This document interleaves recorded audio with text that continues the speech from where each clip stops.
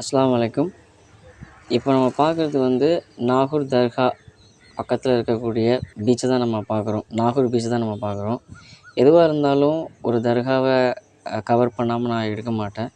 நாகூர் ஆண்டவர் வந்து 41 நாள் சில்லா இருந்த, தவம் இருந்த இடத்துக்கு பக்கத்தில் தான் இந்த பீச் இருக்குது.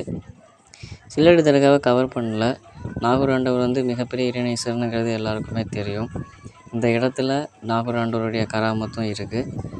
அதே சமயம் நாகூர் ஆண்டவர் இங்கே வந்து 41 நாள் தவம் இருந்தப்போ பின்னாடி வந்து ஒரு பெரிய கப்பல் வந்துட்டு இருந்துச்சு.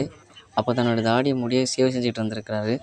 அப்போ இந்த கண்ணாடியை தூக்கி அந்த கப்பலுடைய ஓட்டையில் வீசி அந்த கப்பலை அடைச்சதா இன்றைக்கும் சொல்லப்படுது. இது வந்து அல்லாஹ்வுடைய கராமத்தில் இவருடைய துவா பரக்கத்தில் நடந்த ஒரு விஷயம். காலை பொழுதில் இந்த மாதிரி ஒரு சன்ரைஸாக இருக்கிற சமயத்தில் குளிக்கிறதுங்கிறது ரொம்ப சந்தோஷமாக இருக்கும் எல்லாருக்கும். அதுவும் கடல் தண்ணி அப்போ ரொம்ப ஜில்லுன்னு இருக்கும். இன்றைக்கும் மக்கள் வராங்க. அந்த சில்லடி தர்காவை வந்து பார்த்துட்டு துவா செய்துட்டு கண்டிப்பாக போகிறாங்க. இந்த இருக்குது இல்லையா, அந்த ஒரு பச்சை கலரில் அந்த மேலே ஒரு கூம்பு இருக்குது இல்லையா, அதுதான் சில்லடி தர்கா. ஸோ இன்றைக்கும் மக்கள் வராங்க. அந்த இடத்துல வந்து ஜியாரத்து செஞ்சுட்டு சலாம் சொல்லிவிட்டு இங்கே வந்து குளிச்சுட்டு போகிறது வழக்கம். இதுதான் நாகூர் பீச். காலையில் ஒரு 7 மணி இருக்கும். மக்கள் எல்லாருமே இந்த இடத்துல குவிஞ்சிருக்கிறாங்க. இன்னும் போக போக கூட்டம் வரும் இங்கே குளிக்கிறதுக்கு.